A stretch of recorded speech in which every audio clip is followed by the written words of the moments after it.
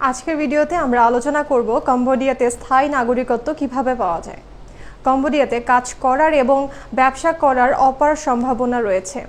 অনেক সুযোগ সুবিধা কম্বোডিয়া আমাদের বাংলাদেশিদের জন্য দিয়ে থাকে। এর মধ্যে সবথেকে বড় যে সুবিধা আমরা বাংলাদেশি হিসেবে কম্বোডিয়াতে পাবো সেটা হচ্ছে কম্বোডিয়া এশিয়া মহাদেশের মধ্যে এমন একটি দেশ এবং একমাত্র দেশ যারা আমাদেরকে স্থায়ী নাগরিকত্ব দিবে। এছাড়া পার্শ্ববর্তী কোনো দেশে এশিয়া মহাদেশের মধ্যে যত বছর বসবাস করে থাকুন না কেন আপনাকে কখনোই স্থায়ী নাগরিকত্ব দেওয়া হবে না।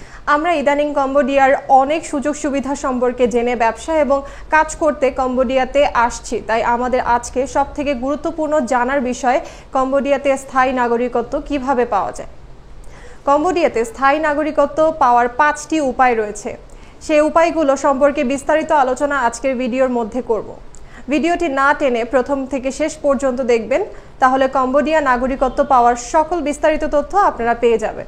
আপনারা জেনে খুশি হবেন যে পৃথিবীর অনেক বড় বড় সেলিব্রিটি এই কম্বোডিয়াতে স্থায়ী নাগরিকত্ব বা দ্বিতীয় সিটিজেনশিপ নিয়েছেন।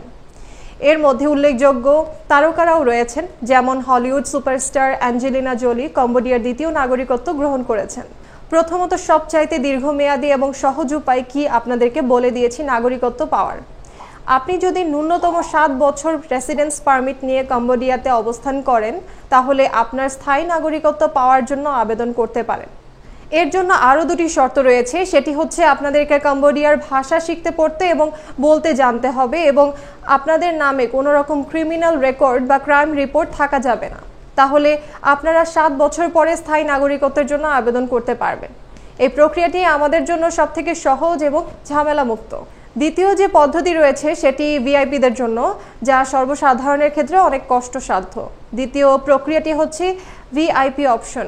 এই নাগরিকত্বটি আসলে সম্মাননাপূর্বক কম্বোডিয়ার সরকার থেকে প্রদান করা হয়, কিন্তু এই সম্মাননা এবং এই নাগরিকত্ব গ্রহণ করার জন্য কম্বোডিয়াতে সরকারি খাতে আপনাকে $3,12,000 দান করে দিতে হবে।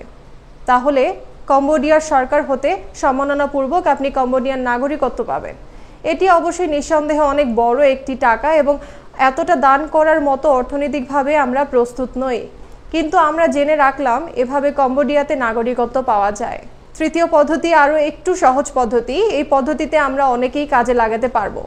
আপনি যদি কম্বোডিয়াতে এসে কোনো কম্বোডিয়ার মেয়েকে বিয়ে করেন এবং আপনারা 3 বছর একত্রে বসবাস করেন এবং আপনাদের দুজনের সন্তান হয়ে থাকে, তাহলে 3 বছর পরে আপনি কম্বোডিয়ার নাগরিকত্বের জন্য আবেদন করতে পারেন এবং খুব সহজে কম্বোডিয়ার নাগরিকত্ব পেতে পারেন।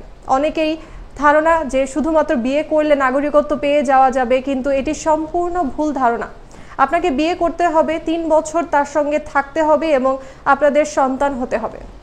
আমরা অনেক পড়ালেখা করে আপনাদের জন্য এই সকল তথ্য বিনামূল্যে তুলে ধরেছি আপনাদের সামনে। ভিডিওটি ভালো লাগলে অবশ্যই লাইক করতে ভুলবেন না। এ ধরনের অনেক গুরুত্বপূর্ণ ভিডিও এই চ্যানেলের মাধ্যমে আমরা নিয়মিত প্রকাশ করে থাকি। সাবস্ক্রাইব করে চ্যানেলের সাথে থাকতে ভুলবেন না। বুঝতেই পারছেন এত সঠিক এবং সুনির্দিষ্ট তথ্য খুব সহজে আমরা বের করতে পারিনি। এর জন্য অনেক পড়ালেখা করতে হয়েছে এবং অনেক কম্বোডিয়ান বই পড়তে হয়েছে। এবার চতুর্থ যে উপায়টি রয়েছে সেটি হচ্ছে আপনার সন্তানের জন্য, আপনার ভবিষ্যৎ প্রজন্মের জন্য।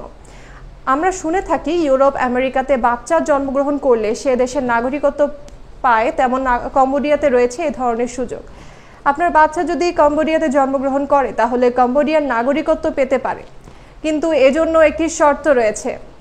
আপনাদের দুজনের একজনকে কম্বোডিয়ান হতে হবে, অর্থাৎ আপনাদের মধ্যে স্বামী স্ত্রী যে কোনো একজন যদি কম্বোডিয়ান হয়ে থাকেন তাহলে আপনাদের যে বাচ্চা হবে সেই বাচ্চা কম্বোডিয়ান নাগরিকত্ব পেতে পারে।